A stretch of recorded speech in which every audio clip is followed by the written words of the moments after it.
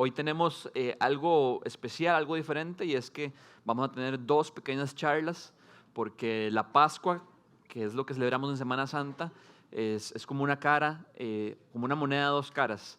Igual de importante que Jesús resucitó es que Jesús fue crucificado por nosotros, y de eso va a ser este primer mensaje del día de hoy. Eh, ¿Cómo me puedes poner el timer, porfa? Se ocupo ser preciso con el tiempo. Yo creo que todos aquí estamos familiarizados con una cruz. La hemos visto en adornos, la hemos visto en joyería.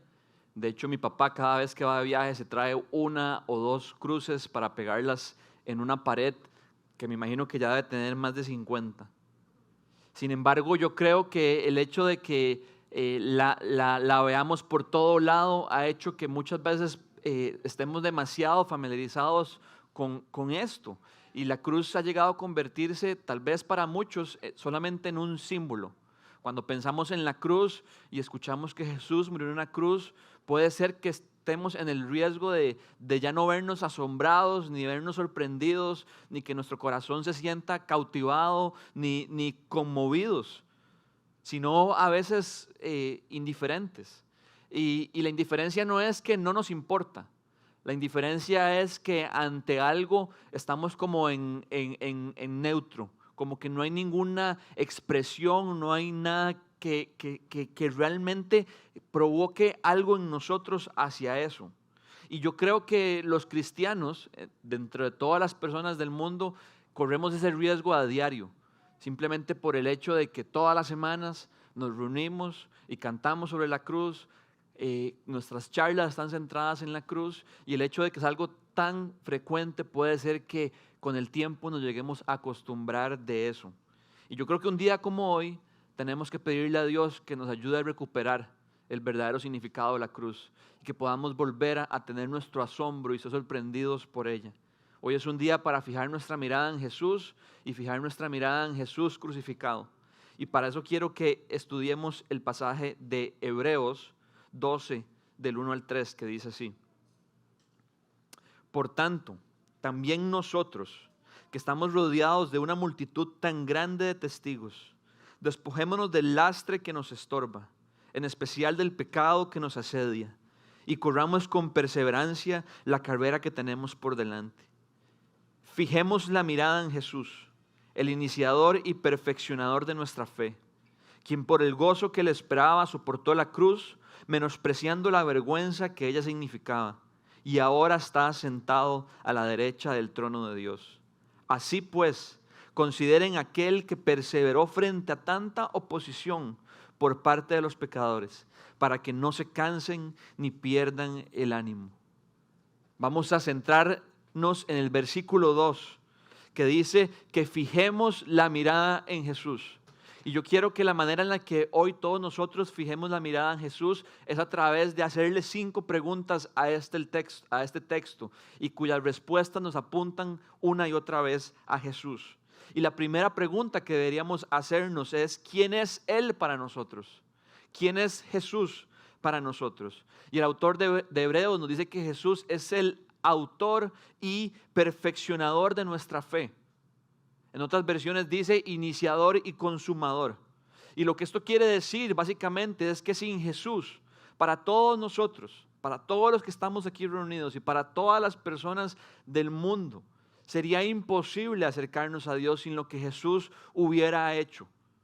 Por eso es que Jesús es el iniciador, es el autor de nuestra salvación. Jesús abrió un camino para que nosotros podamos tener una relación con nuestro Padre. Lo que el pecado vino a destruir y vino a romper y vino a abrir una brecha entre la santidad y perfección de Dios y nosotros, Jesús vino a restablecerlo y a reconstruirlo. A eso se refiere con que Jesús es el autor y quien inició nuestra salvación. Pero Jesús no solamente es el autor de nuestra salvación, sino también es quien la consume, quien la perfecciona, quien la lleva a buen término. El apóstol Pablo dice en Filipenses 1:6 que el que comenzó tan buena obra en nosotros la perfeccionará hasta el día en que Cristo regrese. Sería ilógico que Jesús murió únicamente para abrir un camino para que nosotros pudiéramos tener acceso a la presencia de Dios, y que nos dejara así como somos, todavía con una naturaleza pecaminosa que lucha en nosotros todos los días. Y por ahí va un poco el mensaje de la resurrección. Jesús consumó y perfeccionó nuestra fe también en la cruz. Jesús dijo, no es necesario agregar nada más, hecho está. Entonces, ante la pregunta de quién es Jesús para nosotros, nuestra respuesta debería ser: Jesús es nuestro Salvador, es quien la inició y es quien la va a terminar. Pero ¿qué fue lo que impulsó? Y esa es la segunda pregunta de hoy. ¿Qué fue lo que impulsó a Jesús a hacer esto? ¿Qué fue lo que impulsó a Jesús a convertirse en nuestro Salvador? Y en Hebreos 12:2 encontramos la respuesta. Dice: fijemos la mirada en Jesús, el iniciador y perfeccionador de nuestra fe, quien por el gozo que le esperaba. Lo que impulsó a Jesús a convertirse en su Salvador y en mi Salvador, si lo recibimos por la fe, es el gozo que le esperaba. Pero ¿a cuál gozo hace referencia Jesús aquí? Yo creo que hace referencia al menos a dos cosas. Y lo primero es que Jesús sabía que después de que Él muriera, iba a resucitar al tercer día y luego iba a ascender a los cielos y iba a volver a estar en perfecta comunión con su Padre. Jesús de hecho había predicho y había anunciado esto a sus discípulos en varias ocasiones. Es necesario que el Cristo, el Mesías, sea entregado, sufra y padezca, pero sea levantado al tercer día. Y Jesús sabía y tenía como esperanza eso, que la comunión perfecta de la cual Él se despojó al hacerse hombre iba a volver a ella. La perfecta comunión de nuestro Dios, que es tres en uno: Dios Padre, Dios Hijo, Dios Espíritu Santo.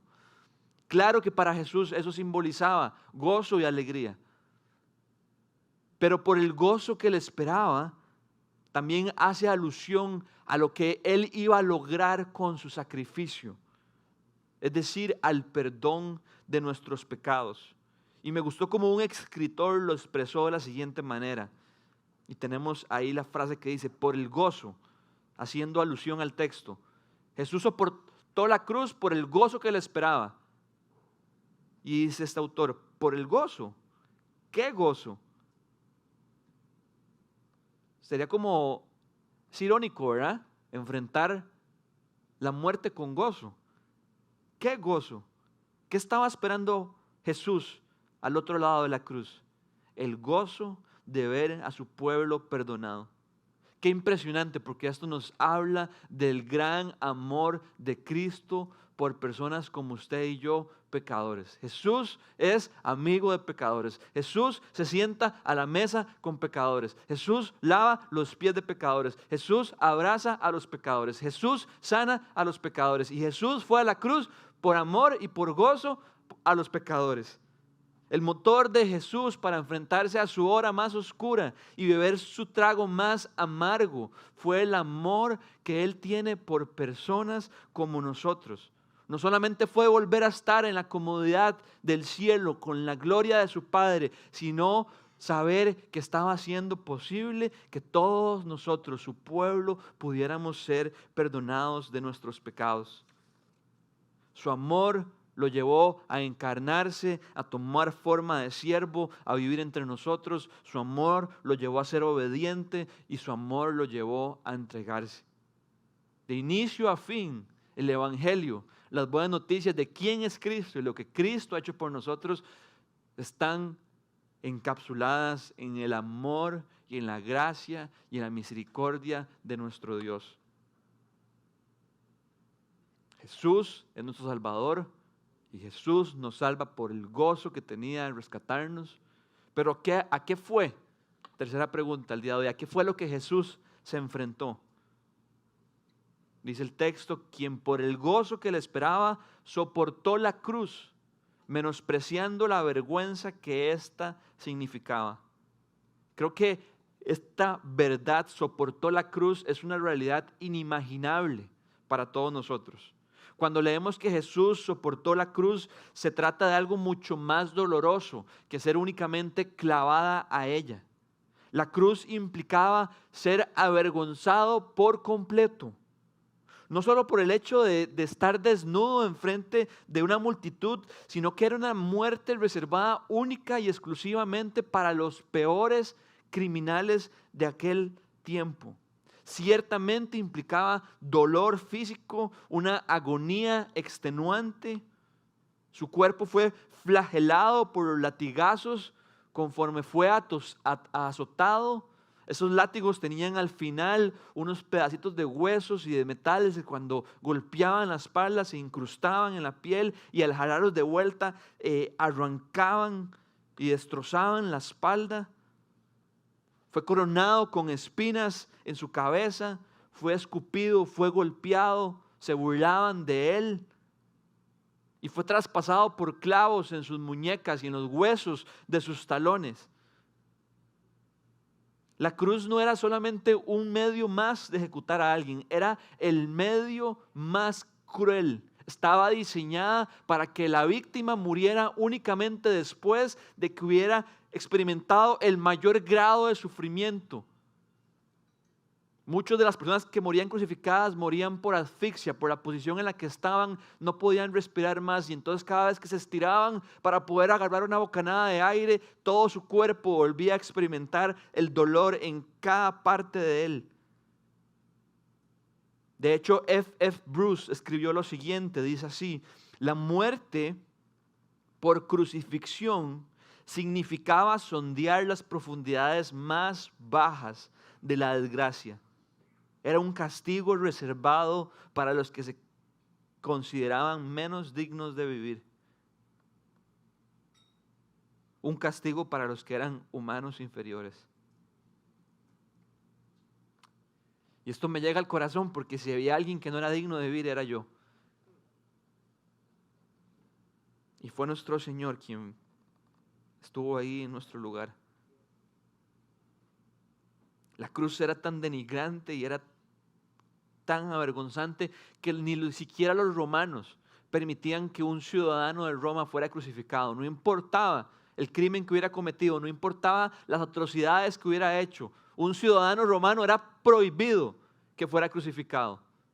Pero no solamente los romanos, también para los judíos era algo inmencionable. Los judíos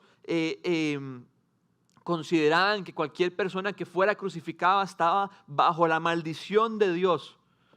De hecho, en Deuteronomio 21, 22 al 23 leemos exactamente eso. Dice así: si alguien por ser culpable de un delito es condenado a la horca, en esta versión como que parece un poco confuso, pero está hablando de la crucifixión, de ser colgado de un árbol, de un madero. No dejarás el cuerpo colgado del árbol durante la noche, sino que lo sepultarás ese mismo día, porque cualquiera que es colgado de un árbol está bajo la maldición de Dios. Y precisamente es la razón por la que Cristo no fue crucificado en Jerusalén, sino que lo llevaron al monte, afuera de la ciudad, porque era inconcebible de que alguien que estaba bajo la maldición de Dios estuviera adentro de la ciudad santa.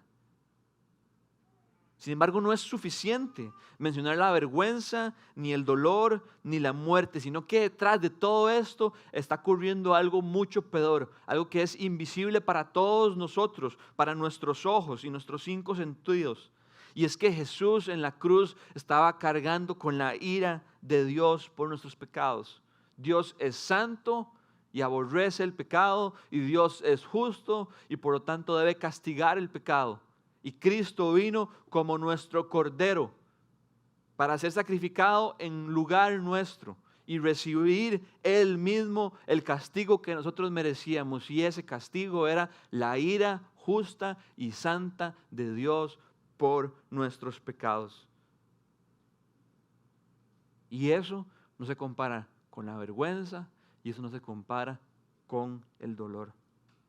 Ese día hubo 3 cosas que fueron clavadas a la cruz. Jesucristo mismo, el rótulo que decía: este es Jesús, el Rey de los judíos. Y dice Pablo en Colosenses, la factura que le debíamos a Dios. Colosenses 2:14 dice lo siguiente: y anular la deuda que teníamos pendiente por los requisitos de la ley. Dios anuló esa deuda que nos era adversa, clavándola en la cruz.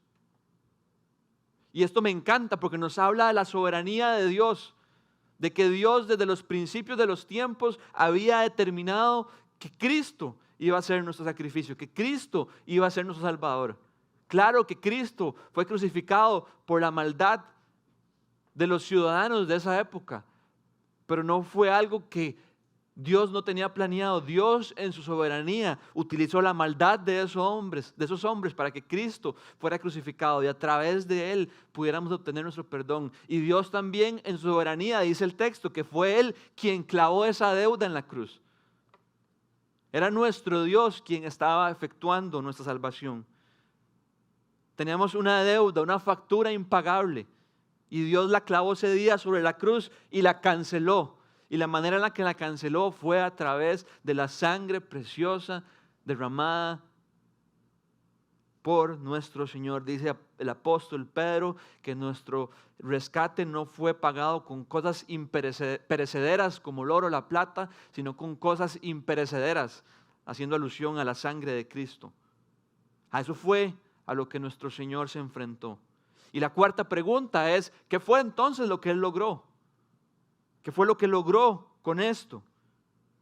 Y en Hebreos 12:2, después de que leemos que soportó la cruz, menospreciando la vergüenza que ella significaba, dice, y ahora está sentado a la derecha del trono de Dios. Eso nos comunica muchas cosas. Pero en el contexto del libro de los Hebreos, lo que nos comunica es que a diferencia de todos los sacerdotes que por años y siglos tenían que ofrecer un sacrificio en el templo para poder obtener el perdón de los pecados de su pueblo como representante de todo el pueblo, Cristo, de una manera final, una vez y para siempre, hizo un único sacrificio para purificarnos a nosotros.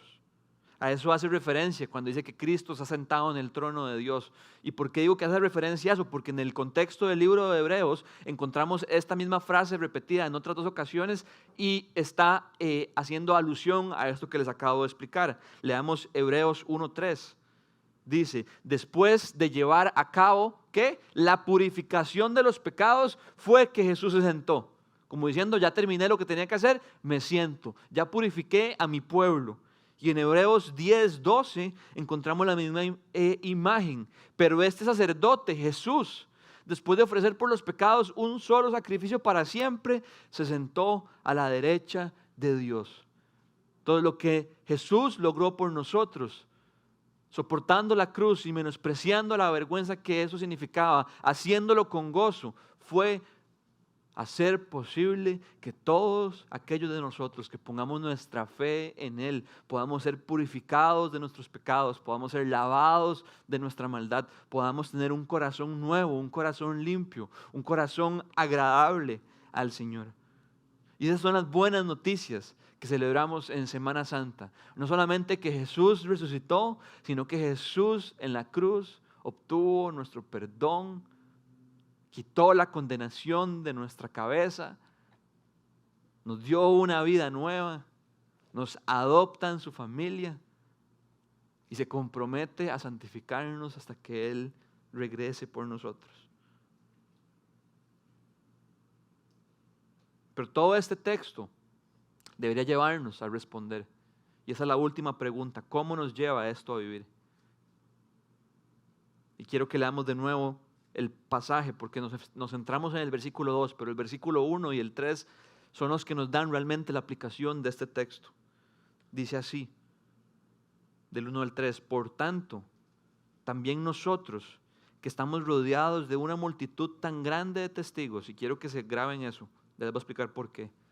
Despojémonos del lastre que nos estorba, en especial del pecado que nos asedia, y corramos, Casa 242, corramos con perseverancia la carrera que tenemos por delante.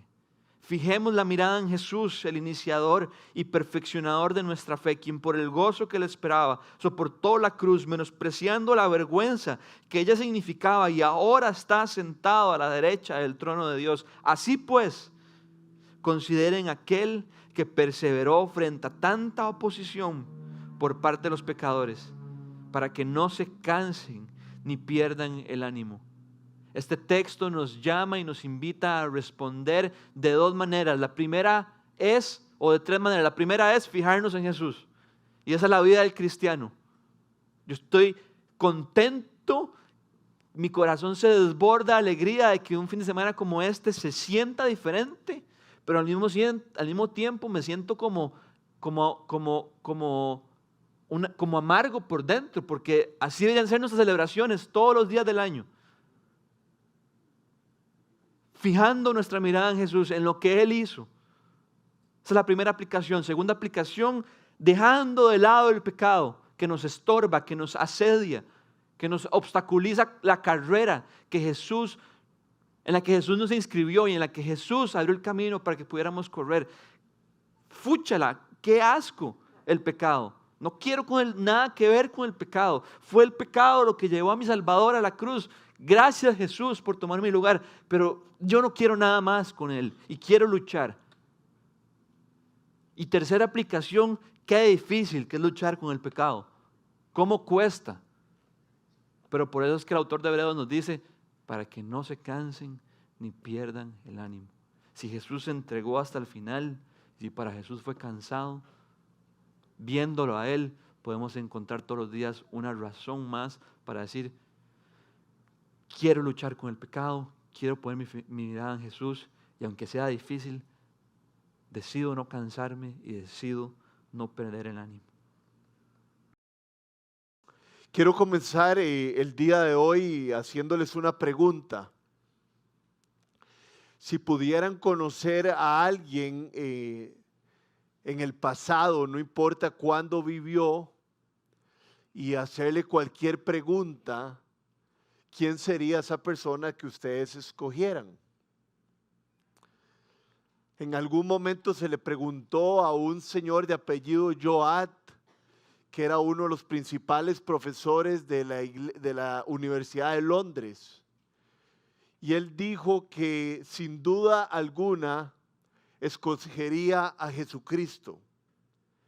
Y le preguntaría que si resucitó de los muertos, sí o no. El profesor Joad estaba en lo correcto. Esta es la pregunta más importante del mundo. Porque si Cristo resucitó de los muertos, nuestra vida cambiaría para siempre. Significa que tendríamos seguridad de lo que va a pasar con nosotros el día de la muerte. Significa que viviríamos con tranquilidad y significa una muestra más del poder de Dios. La resurrección es el corazón de la fe cristiana. Y dice el libro de Corintios que si nuestra fe es ilusoria, todavía estaríamos en nuestros pecados. La gran noticia es que nuestra fe no es ilusoria. Entonces no estamos en nuestros pecados, aquellos que hemos puesto nuestra fe en Cristo. Un gran hombre de Dios que se llamaba Colin Buchanan dijo lo siguiente: Jesucristo no es la persona muerta del pasado, sino el Señor que vive en el presente. Si Cristo está vivo, creo que cada ser humano debería tratar de tener una relación con Él, ya que Él tiene el poder sobre la muerte y la capacidad de llevarnos a la vida eterna. Quiero hacerles una pregunta, porque en este lugar no todos han puesto su fe en Jesús. Y hoy Jesús nos invita a confiar en Él y a poner nuestra fe en Él para tener vida eterna, para tener una relación personal con Él a partir del día de hoy. Así como Esteban acaba de hablar y así como Matías acaba de hablar de una vida nueva, eso es lo que Cristo nos quiere ofrecer.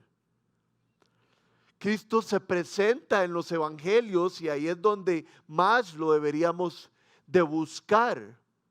De hecho, también en el libro de Hechos, yo no sabía este dato, pero en el libro de Hechos hay 13 sermones diferentes que hablan de la resurrección. El apóstol Pedro en uno de esos sermones dice lo siguiente en Hechos 2:32. A este Jesús Dios lo resucitó y de ello todos nosotros somos testigos. Nosotros creemos en alguien que se mostró a muchísimas personas resucitado. Y tenemos muchas pruebas de eso. Dice Cristo, dice Jesús, dice Pedro, que a este Jesús Dios lo resucitó y de ello Él es testigo. Si no, Pedro no hubiera cambiado su vida de la manera que lo hizo. Si no, Pedro no hubiera dado su vida por Jesucristo.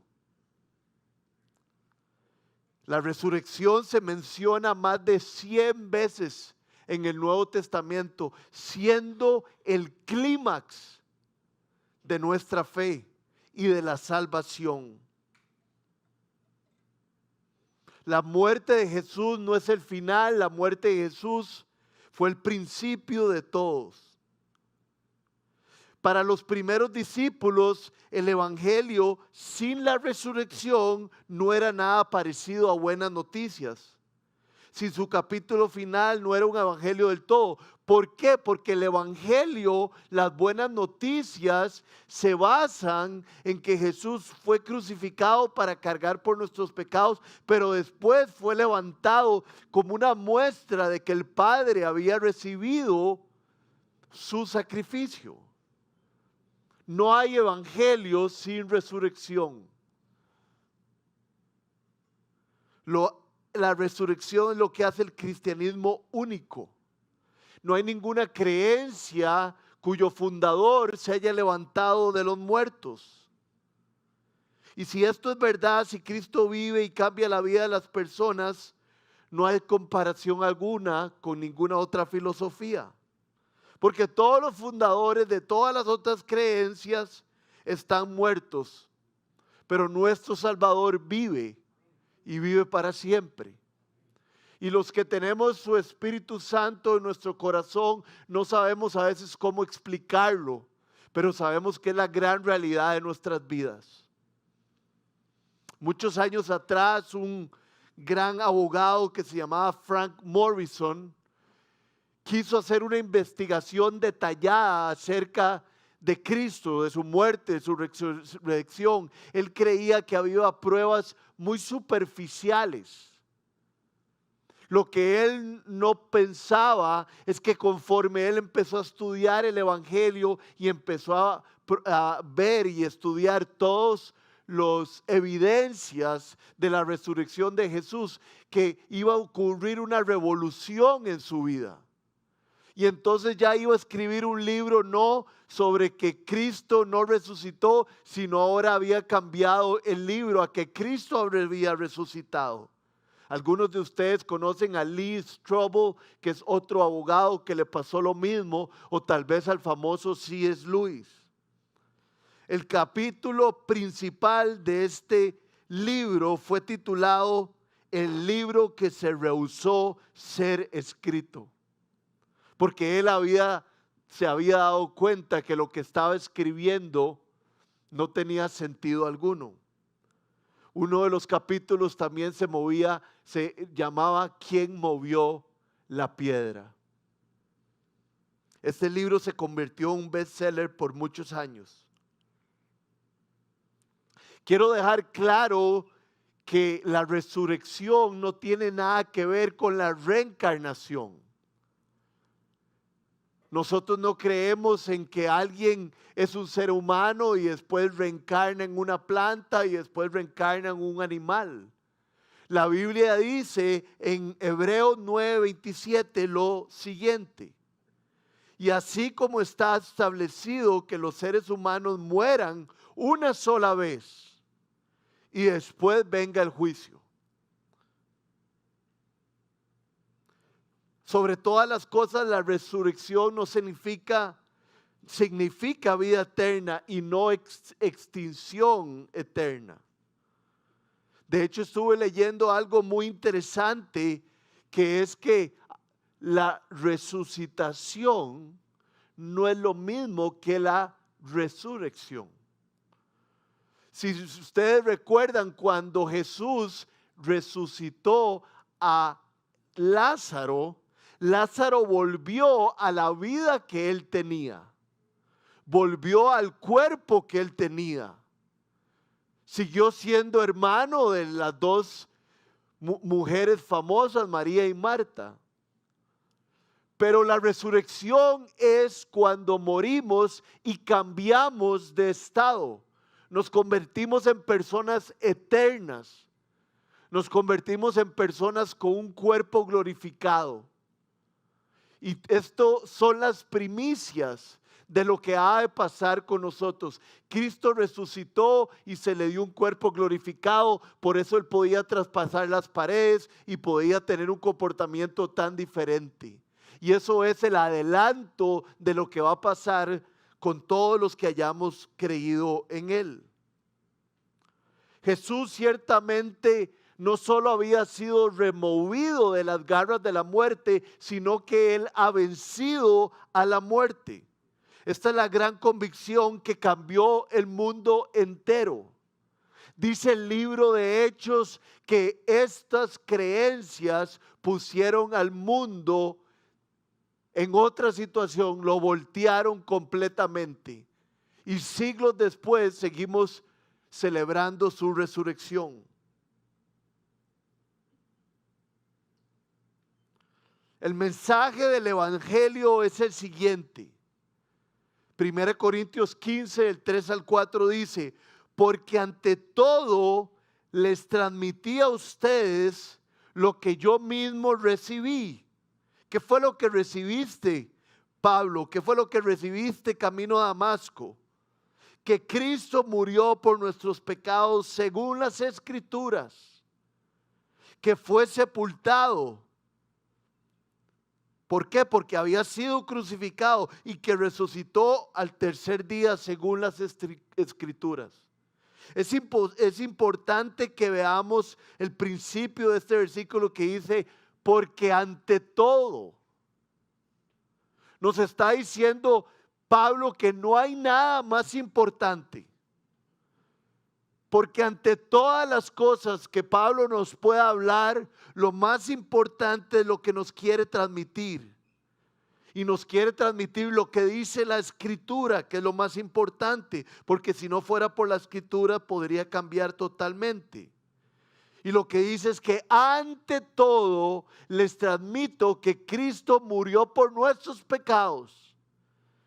Según las Escrituras, y fue sepultado después de ser crucificado, pero gracias a que su sacrificio fue perfecto, fue resucitado.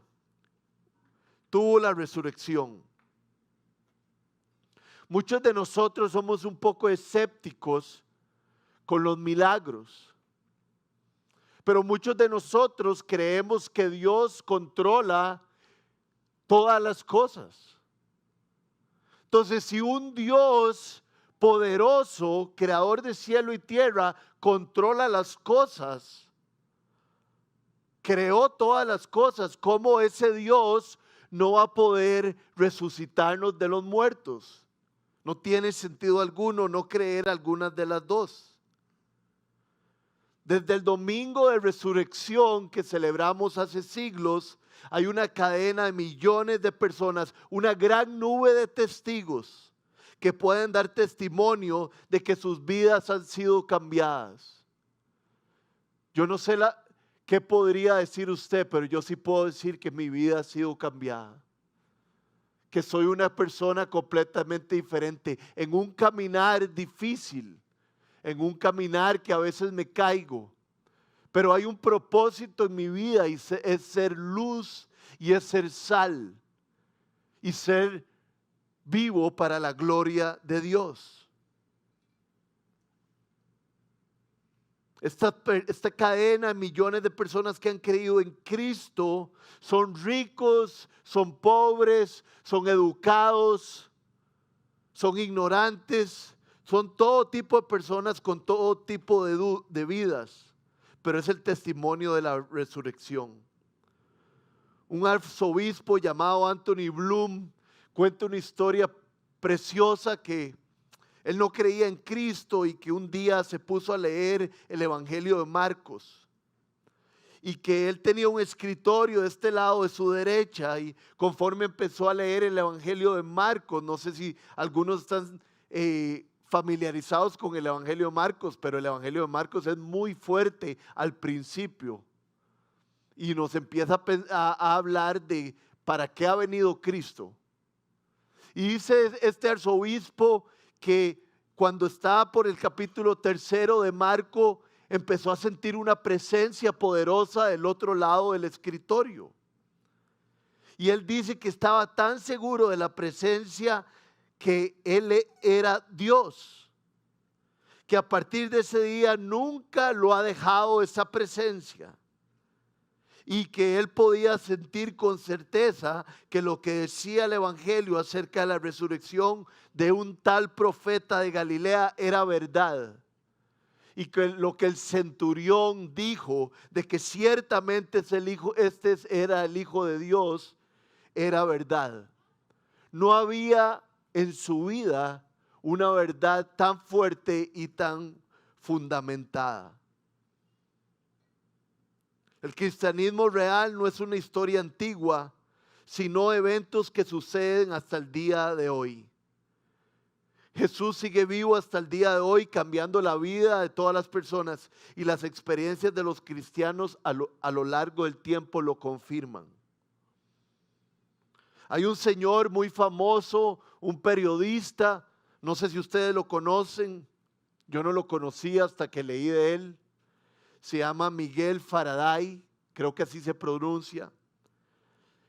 Él estaba en su lecho de muerte y como era una figura tan importante y tan conocida, muchos periodistas, la prensa se acercó a su cama y le hacían preguntas.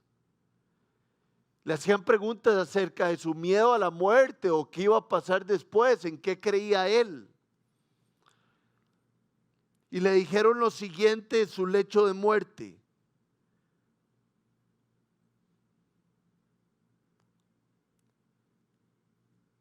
Le hacían preguntas acerca de sus suposiciones respecto a la vida y a la muerte. De sus suposiciones. Y él les contestó, suposiciones no. Dejando sorprendidos a los visitantes. Lo que yo creo no son suposiciones, sino que me apoyo en seguridades. Como Pablo dice, yo sé en quién he creído y estoy cierto que es poderoso para guardar lo que le he confiado hasta el último día. La pregunta que yo siento o la enseñanza que yo siento en mi corazón acerca de esto es mi seguridad de que lo que le he confiado a Cristo, Él lo va a llevar a buen término y Él lo va a guardar. ¿Y qué es eso? Mi vida. Y Él no va a dejar mi vida en el sepulcro, ni su vida si usted ha puesto su fe en Él. Amigos, Cristo vive y no solo vive, sino que reina con poder. Y hoy estamos aquí reunidos para proclamar algo que solo un hombre, también por medio de un solo hombre, vino la resurrección de los muertos. Que nadie en esta habitación que le haya entregado su vida a Cristo tenga el más mínimo temor de la muerte. Porque por nuestra fe hemos sido preparados.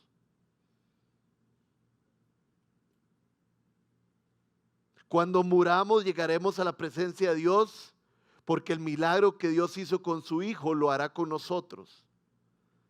¿Y qué es lo que hemos de encontrarnos? Termino con esto. Calles de oro, cantos angelicales, paz, justicia, libertad sin pecado, amor perfecto. Estas son las cosas que están esperando a todos los creyentes en la resurrección. Y no hay duda que hemos de obtenerlas. Una mujer estaba al borde de la muerte y mientras su enfermera la estaba atendiendo, dijo lo siguiente al respecto de morir e ir al cielo. ¿Temor de qué? ¿Temor de qué? ¿Sentir alegre el espíritu libre? ¿Pasar del dolor a la perfecta paz? ¿Y al cese de la lucha y el esfuerzo? ¿Temor de qué? ¿Temor de ver el rostro del Señor? ¿Oír su bienvenida y contemplarlo? ¿Ver de sus gloriosas heridas descender la gloriosa gracia? ¿Temor de qué? Porque si Cristo ha resucitado, nosotros hemos de resucitar con Él. Pongámonos de pie.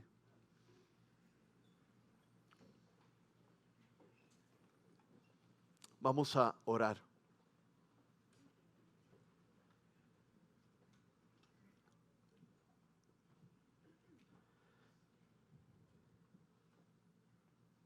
Señor Jesús, ¿de qué hemos de temer si tú estás a favor nuestro? Ya no somos enemigos de Dios, somos amigos, porque tú nos has redimido. Tú has cambiado nuestra realidad. Nos has hecho parte de tu familia. Si Dios está con nosotros, ¿quién podrá estar en contra nuestra? Señor, tu palabra dice que nada nos apartará de ti. Ni la muerte, ni la vida, ni lo profundo. Nada, Señor. Y hoy decimos, Maranatá, Señor, ven, Señor, pronto. Dice tu palabra, Señor, que sonará una trompeta que se escuchará de oriente a occidente. Y esa es nuestra esperanza. Y hoy yo te pido que mientras sigamos caminando en la fe, tengamos clara la crucifixión y que tengamos claro la resurrección. Porque esas son las columnas, no solo de nuestra fe, sino de nuestra vida. Estamos anclados en ellas. Señor, y si hay personas en este lugar que como yo, a veces les cuesta